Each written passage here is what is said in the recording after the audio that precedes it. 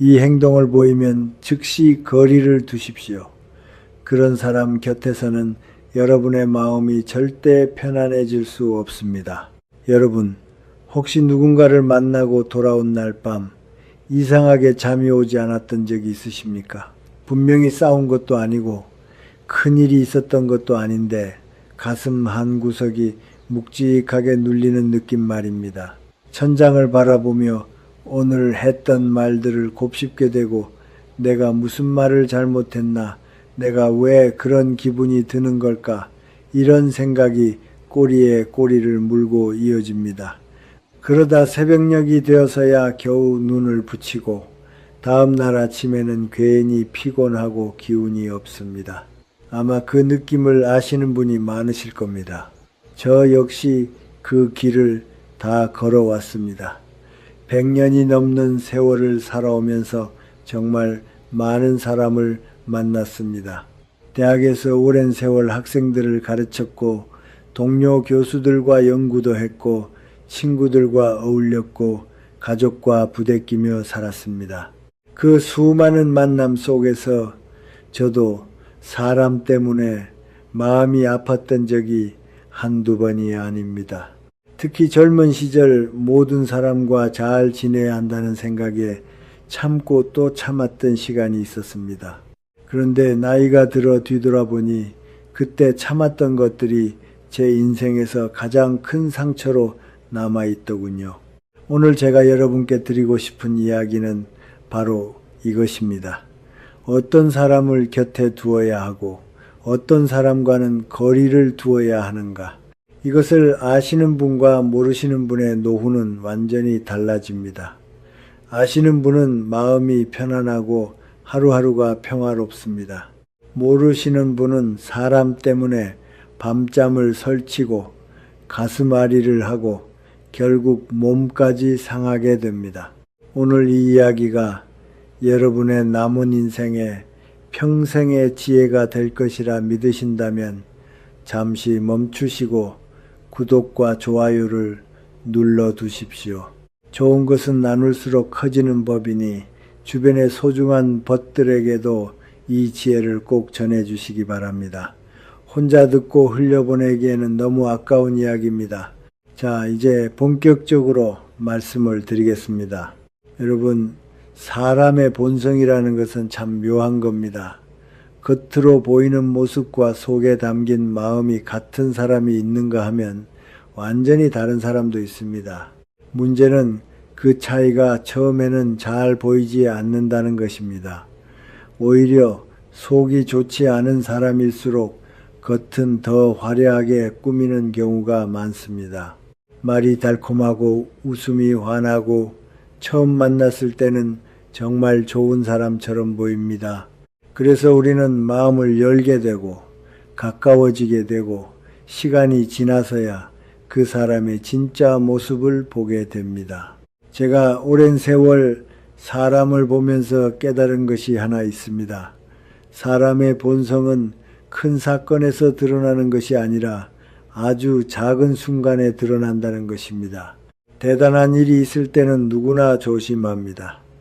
남의 눈을 의식하기 때문입니다. 하지만 사소한 순간, 아무도 보지 않는다고 생각하는 순간에는 자기도 모르게 본성이 튀어나옵니다. 그 순간을 놓치지 않고 보셔야 합니다. 제가 대학에서 가르칠 때 일입니다. 한 동료 교수가 있었는데 학생들 앞에서는 정말 훌륭한 분이었습니다. 강의도 잘하셨고 학생들에게 친절하셨고 학교 행사에도 열심히셨습니다. 그런데 어느 날 교직원 식당에서 밥을 먹다가 저는 그분의 다른 얼굴을 보게 되었습니다. 식당 아주머니가 국을 가져다 주다가 조금 흘렸습니다.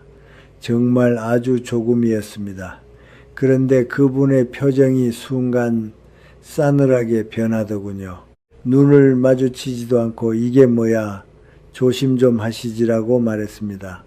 아주머니가 연신 죄송합니다 하며 닦았지만 그분은 끝까지 불쾌한 표정을 거두지 않았습니다. 저는 그 순간을 잊을 수가 없습니다. 학생들 앞에서 보이던 모습과 너무나 달랐기 때문입니다. 그리고 시간이 지나면서 그분의 진짜 모습이 하나둘씩 드러나기 시작했습니다. 자기보다 약한 위치에 있는 사람에게는 함부로 대하고 윗사람에게는 극진히 대하는 모습 말입니다. 결국 그분은 몇 년 후 학교에서 큰 문제를 일으키고 떠나셨습니다. 여러분, 사람을 볼 때 가장 중요한 것은 그 사람이 나에게 어떻게 하느냐가 아닙니다. 그 사람이 자기보다 약한 사람에게 어떻게 하느냐입니다. 식당 직원에게, 청소하시는 분에게, 경비원에게, 택시 기사님에게 어떻게 대하는지를 보십시오. 그 장면이 그 사람의 진짜 얼굴입니다. 왜 그럴까요? 높은 사람 앞에서 예의 바르게 행동하는 것은 누구나 할 수 있습니다. 거기에는 이득이 있기 때문입니다. 칭찬도 받을 수 있고 도움도 받을 수 있습니다. 하지만 아무런 이득이 없는 사람에게도 같은 존중을 보이는 것은 어렵습니다. 그래서 바로 거기서 인격이 드러나는 것입니다. 이것은 제가 100년을 살면서 단 한 번도 예외를 본 적이 없는 진리입니다. 특히 여러분이 조심하셔야 할 것은 지금은 여러분에게 친절한 사람이라도 다른 약한 사람에게 함부로 한다면 언젠가 여러분에게도 그렇게 할 수 있다는 것입니다. 지금 친절한 것은 여러분이 그 사람에게 필요한 무언가가 있기 때문일 뿐입니다. 그 필요가 사라지면 태도도 바뀝니다. 이것을 반드시 기억하십시오. 그렇다면 구체적으로 어떻게 해야 할까요? 관찰하십시오. 함께 밥을 먹을 때, 함께 쇼핑을 할 때, 함께 어디를 갈 때 그 사람이 서비스를 제공하는 분들에게 어떻게 대하는지 유심히 보십시오. 그리고 만약 그 사람이 약한 위치에 있는 사람에게 함부로 대하는 모습이 보인다면 마음속에 메모를 해 두십시오. 그 사람과 깊은 관계를 맺는 것은 위험할 수 있습니다. 이제 두 번째 이야기를 드리겠습니다. 여러분, 관계에서 정말 무서운 것은 다툼이 아닙니다. 다툼은 누구에게나 있을 수 있습니다. 의견이 다르고 감정이 부딪히고 언성이 높아지는 일은 가까운 사이에서 오히려 자연스러운 것입니다. 진짜 무서운 것은 책임의 방향이 뒤집히는 것입니다. 잘못은 저쪽에 있는데 죄책감은 이쪽이 떠안게 되는 구조 말입니다. 이런 구조가 만들어지면 관계는 여러분을 갉아먹기 시작합니다. 제가 말씀드리고 싶은 것은 자기 잘못을 절대 인정하지 않는 사람입니다. 여러분, 실수는 누구나 합니다.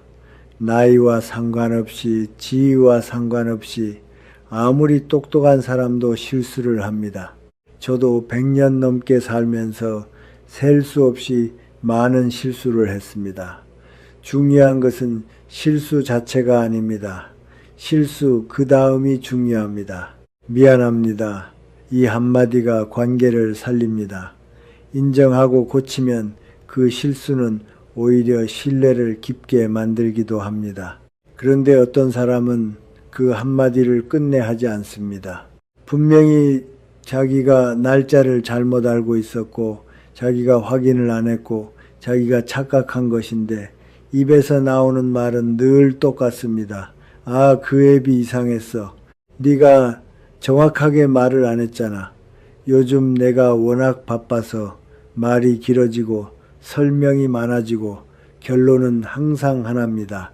내 잘못이 아니다. 이 사람에게는 사실이 중요한 것이 아닙니다. 자기 체면이 더 중요합니다. 제 친구 중에 그런 사람이 있었습니다.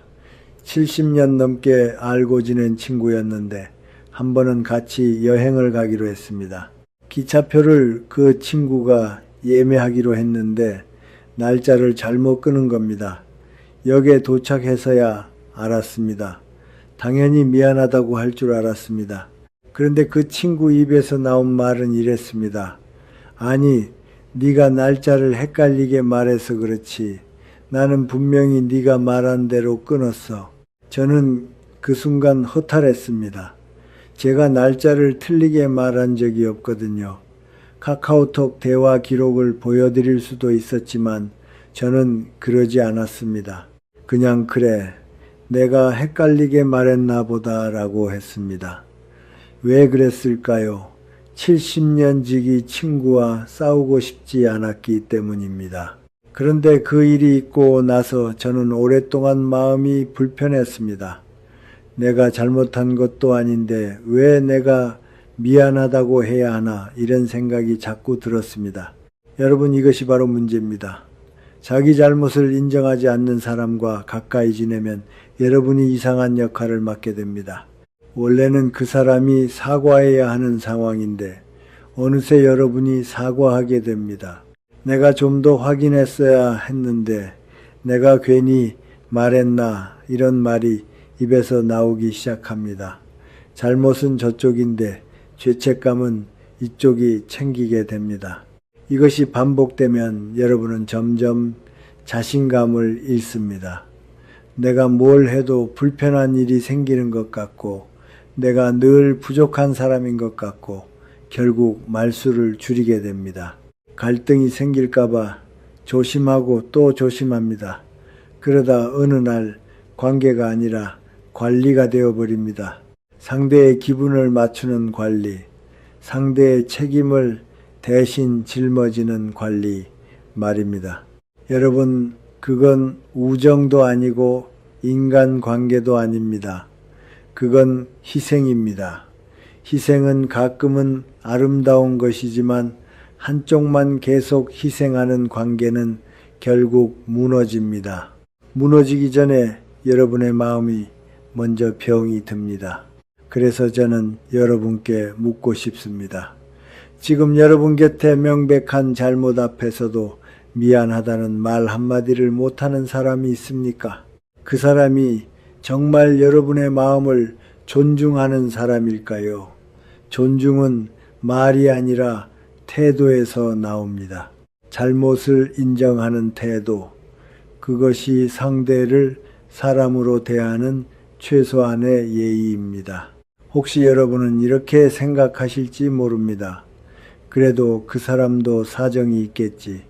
물론 사정은 있을 수 있습니다. 하지만 사정이 있다고 해서 책임이 사라지지는 않습니다. 피곤해도 힘들어도 바빠도 잘못을 했으면 인정할 수 있어야 합니다. 인정하지 못하는 사람은 결국 누군가에게 책임을 떠넘길 사람입니다. 그리고 그 누군가가 여러분이 될 가능성이 큽니다. 특히 여러분이 착하고 참고 관계를 지키려는 사람이면 그럴수록 더 그렇습니다. 착한 사람은 쉽게 이용당합니다. 왜냐하면 착한 사람은 마지막까지 내가 참으면 되지 라고 생각하기 때문입니다. 그런데 그 참음은 덕이 아니라 상대에게는 더 해도 된다는 허락이 될 때가 있습니다. 이제부터는 단호해지셔야 합니다. 관계는 노력으로만 유지되는 것이 아닙니다. 서로 책임을 나눌 때 유지됩니다. 한쪽이 계속 인정하지 않으면 관계는 기울어집니다. 여러분이 한 발 양보하면 상대는 두 발을 요구합니다. 여러분이 한번 대신 사과하면 상대는 다음에도 대신 사과하길 기대합니다. 그러니 첫 번째 기준을 분명히 하십시오. 명백한 잘못 앞에서 인정하지 않고 핑계부터 찾는 사람, 그 사람은 언젠가 반드시 여러분에게 책임을 떠넘깁니다. 그때 여러분이 상처받기 전에 지금부터 거리 두는 연습을 하십시오. 그것은 냉정함이 아니라 자기 자신을 지키는 성숙함입니다. 세 번째 이야기를 드리겠습니다. 여러분, 인간관계에서 상처가 깊어지는 순간은 언제일까요? 싸웠을 때가 아닙니다. 내가 마음을 꺼냈는데 그 마음이 제대로 도착하지 않았을 때입니다. 말을 했는데도 듣는 사람이 없는 느낌, 속상한 이야기를 했는데도 위로는커녕 내 이야기가 공중에서 사라져 버리는 느낌.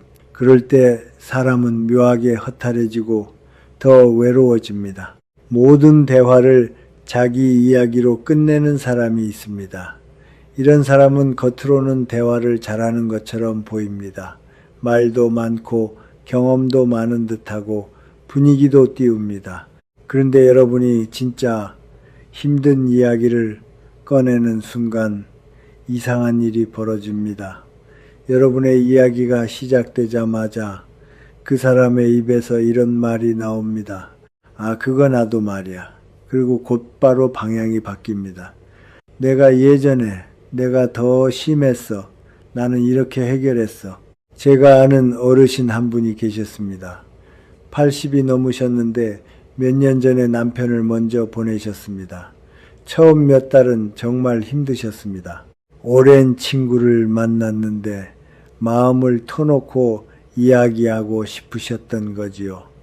조심스럽게 말씀을 꺼내셨습니다. 요즘 밤에 잠이 안 와.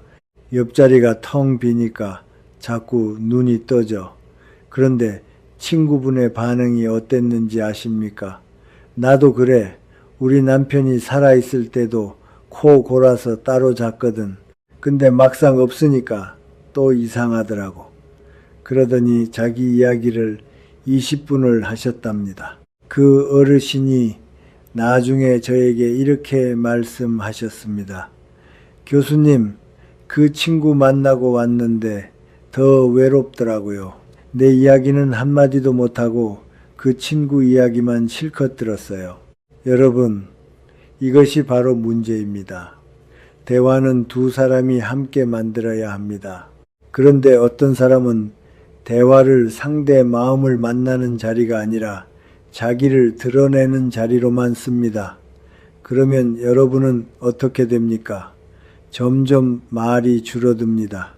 어차피 말해봤자 끊길 거, 어차피 말해봤자 나도로 덮일 거, 결국 여러분은 듣는 사람, 맞장구 치는 사람, 고개 끄덕이는 사람으로 굳어집니다.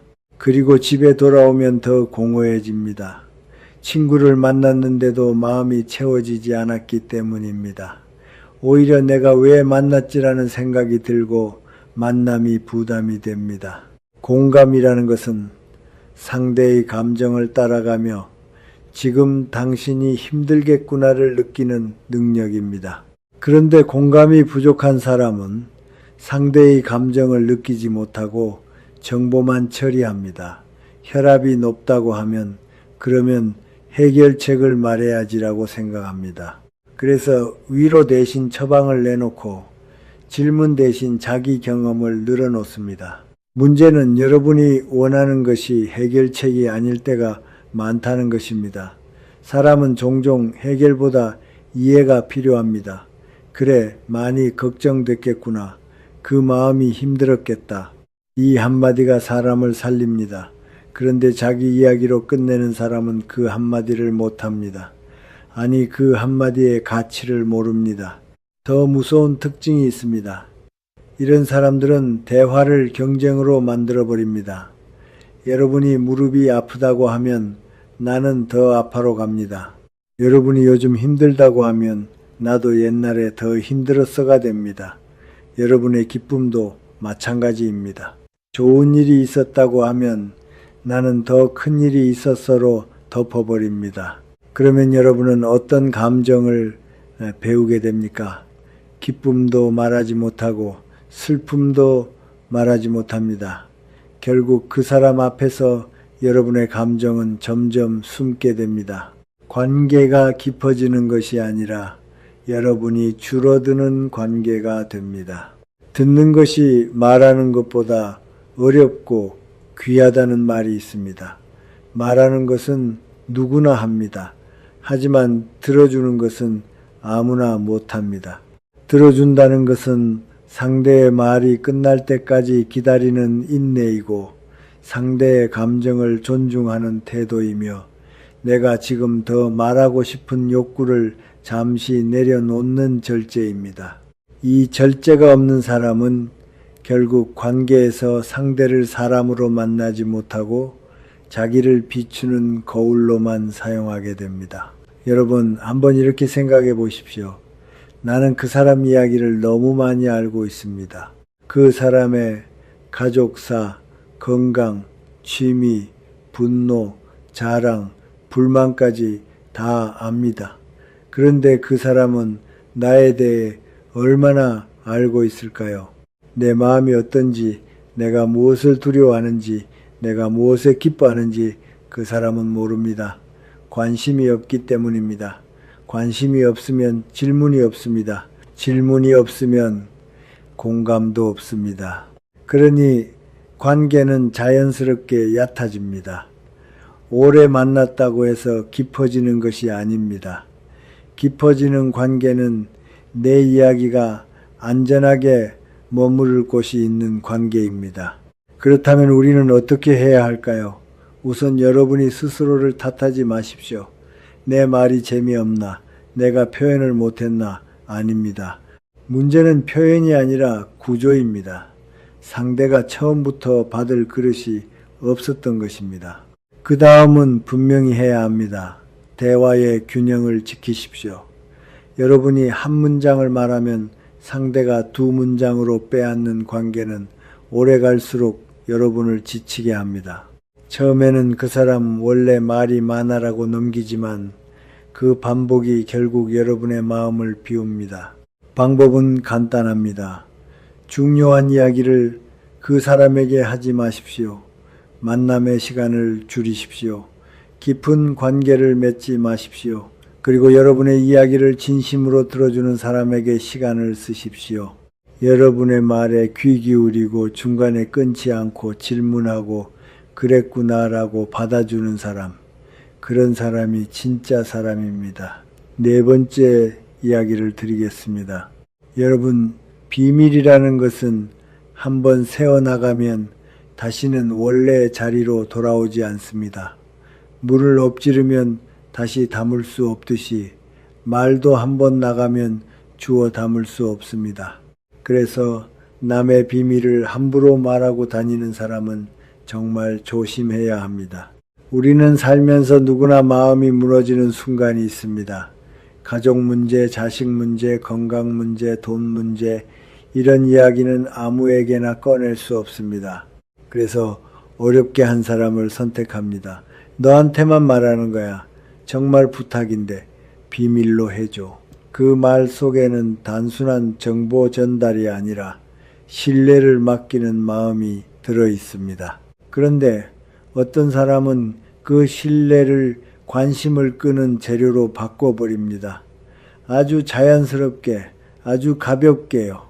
걱정돼서 조언을 구하려고, 나쁜 뜻이 아니라 이렇게 말하면서요. 하지만 여러분, 비밀을 흘리는 순간부터 이미 나쁜 뜻이 시작된 것입니다. 뜻이 나쁘냐 좋으냐가 중요한 것이 아닙니다. 결과가 상대를 다치게 하면 그건 나쁜 행동입니다. 제가 경험한 일입니다. 몇십 년 전 제 연구실에서 일하던 젊은 조교가 있었습니다. 집안 사정이 어려워서 학비를 내기가 힘들었는데 저에게만 조심스럽게 말씀을 하셨습니다. 교수님, 제가 사실 학비 때문에 고민이 많습니다. 장학금 추천서를 좀 써주실 수 있으시겠습니까? 저는 물론 써드렸습니다. 그런데 며칠 후 학과 사무실에서 다른 교수님이 저한테 이렇게 말씀하시더군요. 그 조교 집안이 그렇게 어려운 줄 몰랐네요. 저는 깜짝 놀랐습니다. 제가 말한 적이 없거든요. 알고 보니 다른 조교에게 그 학생이 털어놓았는데 그 조교가 또 다른 사람에게 말한 것이었습니다. 한 명한테만 살짝 물어봤다고 하지만 며칠 만에 여러 사람이 알게 된 것입니다. 그 학생이 나중에 저를 찾아왔습니다. 눈이 빨갛게 충혈되어 있었습니다. 교수님, 제가 그 이야기를 한 것이 너무 후회됩니다. 저는 마음이 아팠습니다. 어렵게 꺼낸 이야기가 하루아침에 남의 입에서 가십이 되어 돌아왔으니까요. 여러분, 왜 이런 일이 생길까요? 어떤 사람은 타인의 비밀을 지키는 것을 무거운 일로 느낍니다. 반면 어떤 사람은 타인의 비밀을 가벼운 소재로 느낍니다. 여기서 인간의 차이가 납니다. 비밀을 무겁게 여기는 사람은 상대의 마음을 먼저 생각합니다. 이 이야기는 그 사람에게 아픈 이야기다. 내가 지켜야 한다. 이렇게 느낍니다. 하지만 비밀을 가볍게 여기는 사람은 다르게 느낍니다. 이 이야기하면 사람들이 나를 주목하겠지. 내가 정보가 많은 사람으로 보이겠지. 결국 비밀은 그들에게 자기 존재감을 높이는 도구가 됩니다. 여러분이 꼭 기억하셔야 할 문장이 있습니다. 남의 비밀을 여러분에게 쉽게 말하는 사람은 여러분의 비밀도 쉽게 말합니다. 이것은 예외가 거의 없습니다. 처음에는 달콤하게 말합니다. 나는 너한테만 말하는 거야.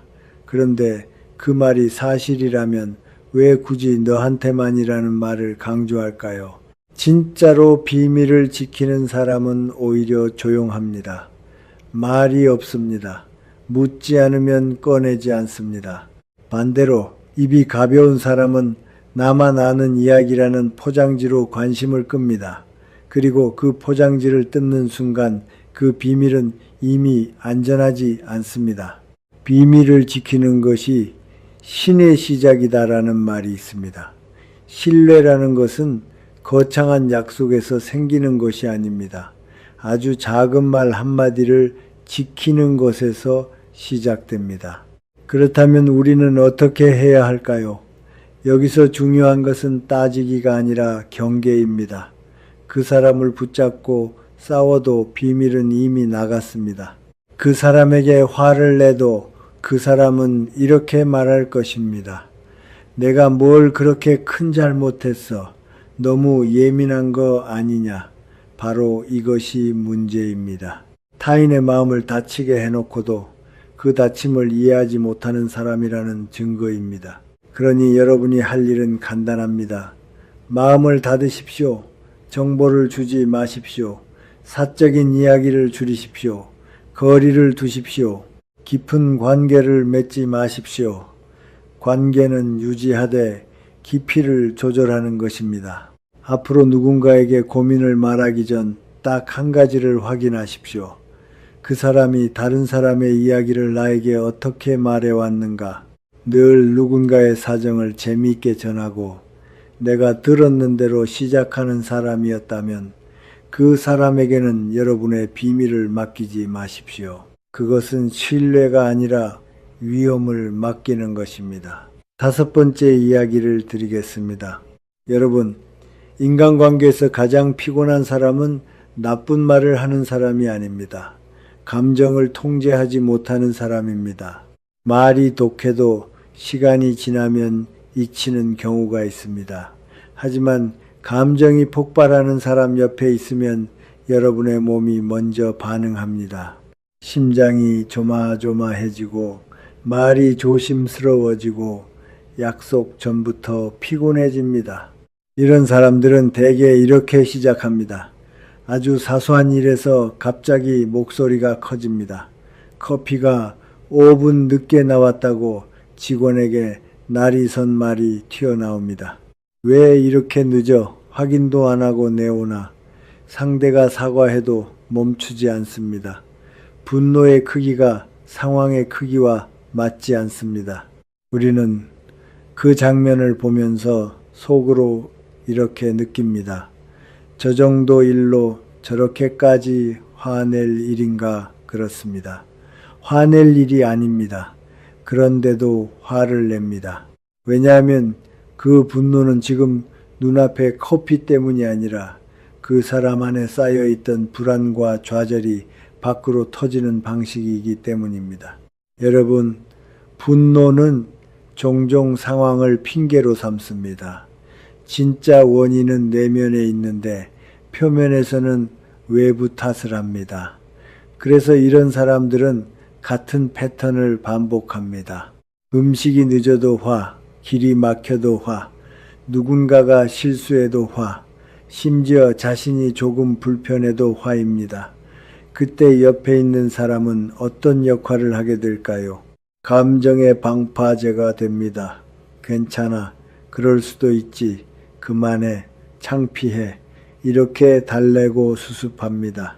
처음에는 친구니까, 가족이니까 하며 넘깁니다. 하지만 시간이 지나면 여러분이 더 먼저 지칩니다. 왜냐하면 여러분은 늘 긴장 상태로 살아야 하기 때문입니다.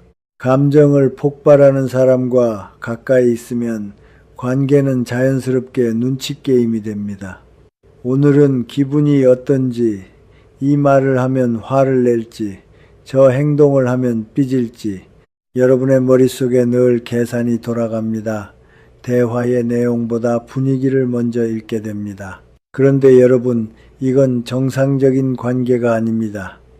관계는 편안함 위에 세워져야 합니다. 그런데 그 사람 때문에 늘 긴장해야 한다면 그건 이미 여러분의 평온을 침범하는 관계입니다. 또 한 가지 우리가 흔히 속는 지점이 있습니다. 그래도 나한테는 화를 안 내라고 말하는 경우입니다. 여러분, 그건 안전하다는 뜻이 아닙니다. 그 사람의 분노는 언제든 방향이 바뀔 수 있는 것입니다. 오늘은 직원에게, 내일은 다른 친구에게, 그 다음은 결국 가장 가까운 사람에게 향합니다.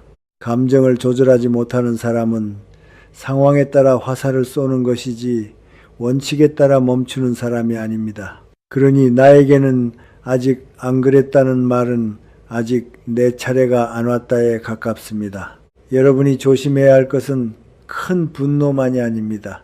침묵으로 벌을 주는 분노도 있습니다. 겉으로는 조용하지만 표정이 굳고 말을 끊고 1시간이고 2시간이고 분위기를 얼립니다. 옆에 있는 사람은 어떻게 됩니까?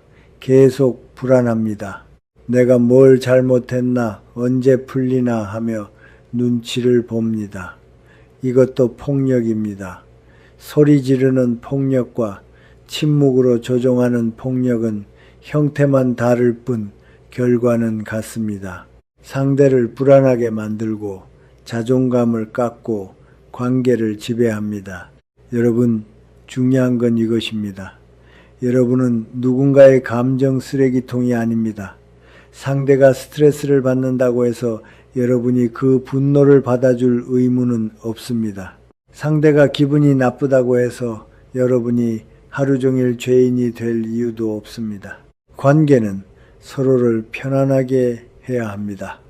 그런데 한쪽이 감정을 폭발하거나 침묵으로 벌을 주며 상대를 흔든다면 그 관계는 이미 건강하지 않습니다.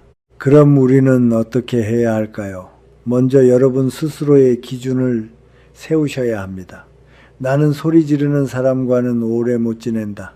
나는 침묵으로 상대를 벌주는 사람과는 깊게 관계 맺지 않는다. 이 기준을 마음속에 분명히 두십시오. 그리고 두 번째, 그 사람이 감정을 폭발할 때 여러분이 수습 역할을 자동으로 맡지 마십시오. 물론 당장 그 자리에서 분위기를 살려야 하는 상황도 있을 수 있습니다. 하지만 반복적으로 여러분이 수습하면 그 사람은 더 쉽게 폭발합니다. 어차피 누군가가 정리해 주니까 라는 학습이 생기기 때문입니다. 세 번째, 가능하면 거리를 두십시오.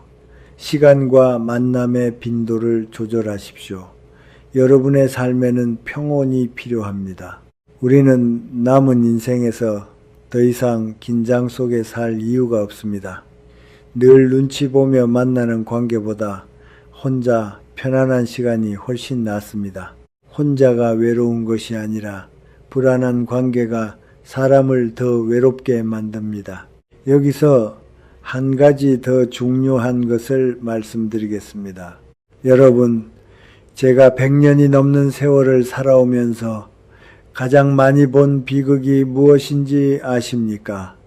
좋은 사람이 나쁜 관계 때문에 무너지는 것입니다. 처음부터 나쁜 사람이 무너지는 것이 아닙니다. 착하고 성실하고 참을성 있는 사람이 잘못된 관계를 끊지 못해서 무너집니다. 왜 그럴까요?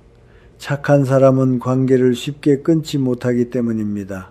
오래 알고 지냈으니까, 정이 있으니까, 다른 데서는 좋은 면도 있으니까 이런 생각으로 참고 또 참습니다.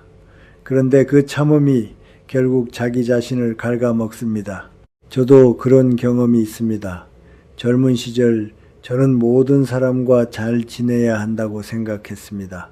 누군가와 사이가 틀어지면 그것은 제 잘못이라고 생각했습니다. 그래서 상대가 저를 힘들게 해도 참았습니다. 내가 더 노력하면 되겠지. 내가 더 이해하면 되겠지. 그런데 그 시간이 쌓이고 쌓이니 제 마음이 먼저 병이 들었습니다. 우울하고 불안하고 사람 만나는 것이 두려워졌습니다. 어느 날 문득 깨달았습니다. 관계를 지키려고 나를 버리고 있었구나. 관계는 소중하지만 그 관계 때문에 내가 무너지면 그것은 이미 관계가 아니라 감옥입니다.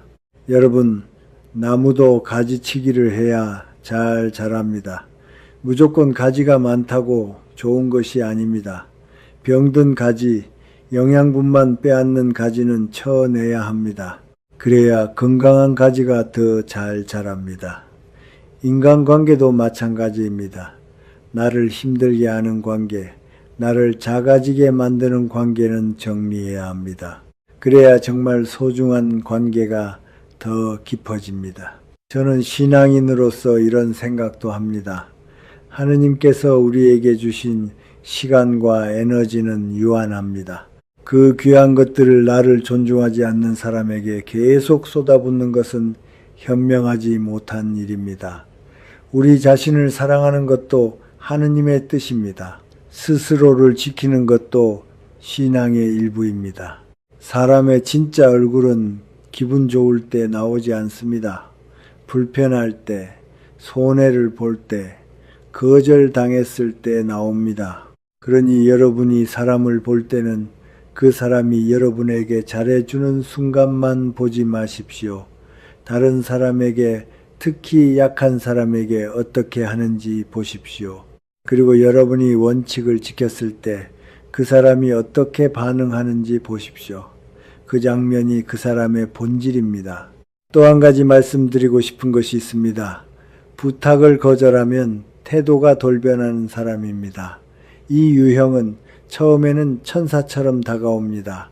하지만 끝은 늘 같습니다. 거래였다는 것이 드러납니다. 어떤 사람이 꾸준히 여러분을 챙깁니다. 부침개를 부쳤다고 가져오고 과일을 샀다고 나눠주고 혼자 있으면 심심하지 않냐고 안부도 묻습니다. 여러분은 고맙습니다. 이렇게까지 안 해도 된다고 말해도 그 사람은 웃으며 말합니다. 좋아서 하는 거야. 이 말이 참 따뜻하게 들립니다. 그래서 우리는 믿습니다. 아, 이 사람은 정말 정이 많은 사람이구나. 그런데 시간이 지나 그 사람이 조심스럽게 한 가지를 꺼냅니다. 보증을 좀 서 달라거나 돈을 잠깐 빌려 달라거나 누군가에게 부탁을 전해 달라거나 그 부탁은 겉으로는 작아 보이지만 여러분 인생을 흔들 수 있는 부탁일 때가 많습니다. 여러분이 그 부탁을 거절합니다. 이유는 충분합니다. 원칙이 있고 가족과의 약속이 있고 살아오며 배운 교훈이 있기 때문입니다. 여러분은 미안하다고 말합니다. 마음은 있지만 어렵다고 말합니다. 그런데 바로 그 순간 그 사람의 표정이 바뀝니다. 목소리가 달라지고 말이 짧아지고 서운함이 아니라 분노와 계산이 섞인 기운이 올라옵니다. 그동안 내가 얼마나 챙겼는데 이럴 줄 알았으면 끝까지 말하지 않아도 뜻은 분명합니다. 투자 대비 수익이 없다는 불만입니다. 그리고 그 다음 날부터 연락이 뚝 끊깁니다. 길에서 마주쳐도 인사만 하고 지나갑니다. 과일도 반찬도 안부도 사라집니다. 여러분은 허탈합니다. 1년의 친절이 진심이 아니었나? 바로 그것입니다. 진심이 아니라 계산이었습니다. 여러분, 이 유형이 가장 무서운 이유는 친절이 미끼로 쓰인다는 점입니다. 친절 자체는 좋은 것입니다. 우리는 친절한 사람에게 마음이 열립니다. 그런데 어떤 사람은 친절을 순수한 마음이 아니라 심리적 빚을 쌓는 도구로 씁니다. 오늘은 반찬을 주고 내일은 안부를 묻고 그 다음은 도와주고 그렇게 쌓아두는 것입니다. 그리고 언젠가 큰 부탁을 꺼낼 때 상대가 거절하기 어렵게 만듭니다. 내가 이만큼 했는데라는 압박이 작동하니까요. 이것은 관계가 아닙니다. 거래입니다. 거래는 항상 계산서를 요구합니다. 진짜 관계는 이익이 아니라 마음으로 맺어진다는 것을 기억하십시오. 마음으로 맺어진 관계는 여러분이 거절해도 무너지지 않습니다. 오히려 이해합니다. 그럴 수도 있지, 네 사정이 있겠지 하며 관계는 그대로 유지됩니다. 왜냐하면 그 관계의 목적이 얻어내기가 아니라 함께하기이기 때문입니다. 하지만 거래로 맺어진 관계는 다릅니다. 이익이 안 되면 끝입니다. 거절은 곧 손해로 해석되고 손해가 확정되면 철수합니다. 그래서 거절 한 번에 태도가 달라집니다. 여러분이 여기서 절대 속지 말아야 할 말이 있습니다. 명의만 빌리는 거야. 보증만 서주면 돼. 절대 피해 안 가. 이런 말입니다. 인생에서 가장 위험한 부탁은 늘 간단하다는 얼굴을 하고 옵니다. 정말 간단했다면 왜 그 사람이 스스로 하지 못할까요? 왜 굳이 여러분이 필요할까요? 부탁이라는 것은 결국 자기 부담을 남에게 옮기는 행위입니다. 특히 보증, 명의, 돈, 이 세 가지는 인간관계에서 가장 많은 비극을 만들었습니다. 그리고 그 비극은 대개 너는 믿을만 해서라는 칭찬으로 포장되어 시작됩니다. 여러분, 믿는 것과 위험을 떠안는 것은 다릅니다. 그래서 제가 여러분께 마지막으로 드리고 싶은 말씀이 있습니다. 오늘 말씀드린 내용을 정리해서 여러분이 내일 당장 실천하실 수 있는 지침을 드리겠습니다. 첫째, 관찰하는 습관을 들이십시오. 사람을 볼 때 그 사람이 나에게 어떻게 하느냐만 보지 마십시오. 그 사람이 약한 위치에 있는 사람에게 어떻게 하는지 보십시오. 식당에서, 마트에서, 택시에서, 병원에서 그 사람이 서비스를 제공하는 분들에게 어떻게 대하는지 유심히 관찰하십시오. 그 모습이 그 사람의 진짜 인격입니다. 이것 하나만 지키셔도 잘못된 관계를 피할 수 있습니다. 둘째, 거절하는 연습을 하십시오. 거절은 죄가 아닙니다. 거절은 여러분의 경계를 세우는 행위입니다. 경계가 없는 사람은 결국 이용당합니다. 그건 어렵습니다. 그건 제 원칙입니다.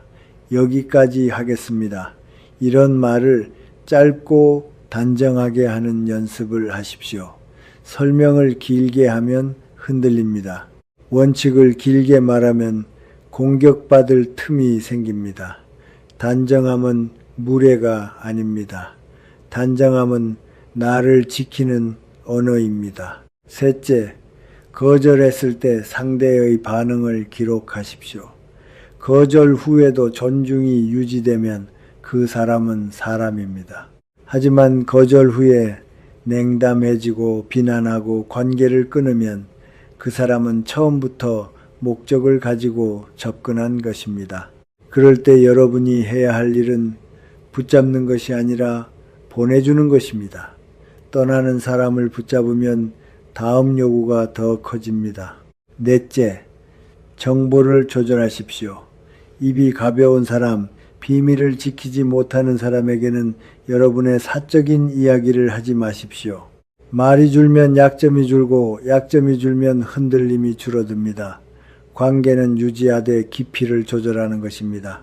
인사와 예의만 남기고 마음은 닫는 방식으로 거리를 둘 수 있습니다. 다섯째, 만남 후의 느낌을 확인하십시오.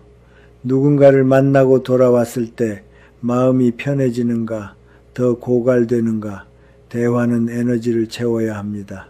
그런데 만나고 나면 늘 허탈하고 말하고 싶은 마음이 사라지고 집에 돌아와 더 외로워진다면 그 관계는 이미 답이 나와 있습니다. 여러분의 목소리가 사라지는 곳에서는 여러분의 삶도 작아집니다.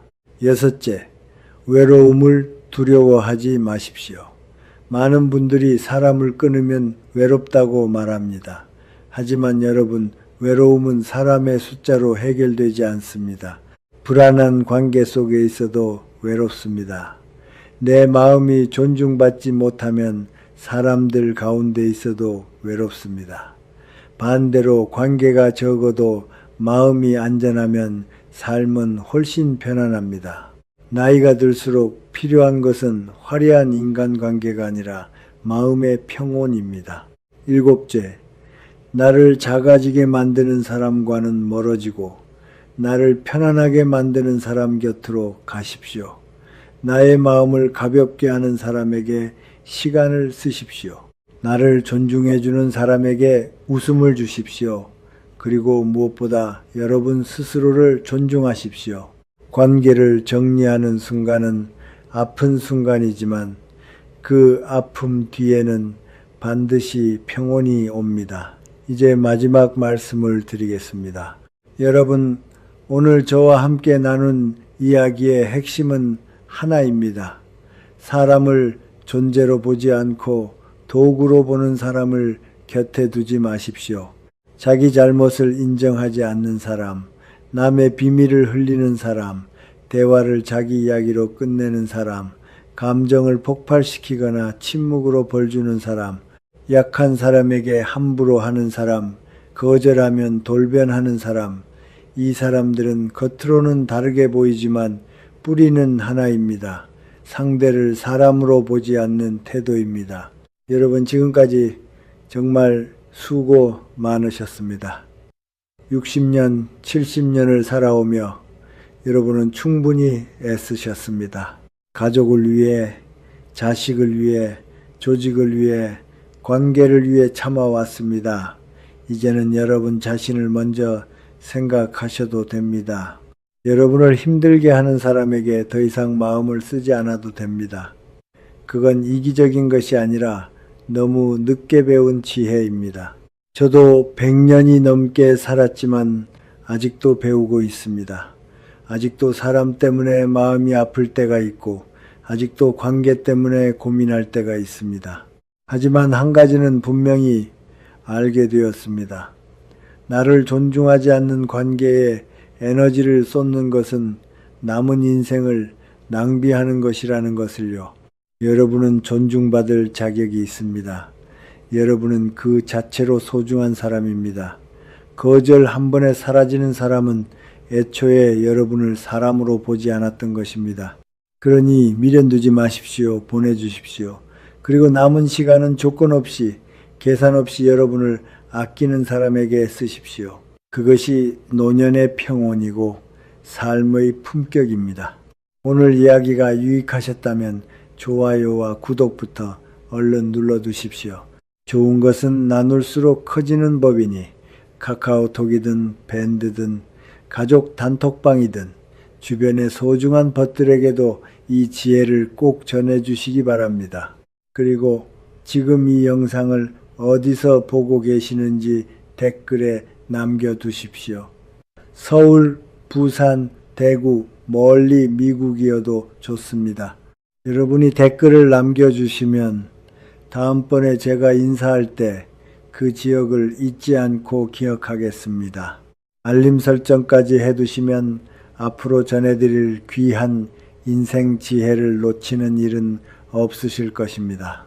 오늘 나눈 지혜가 여러분의 남은 길을 밝히는 등불이 되기를, 그리하여 하루하루가 금쪽같이 귀하고 평화롭기를 진심으로 바랍니다. 100년을 넘게 살아온 저 김형석이 오늘도 여러분의 평안을 빕니다. 고맙습니다.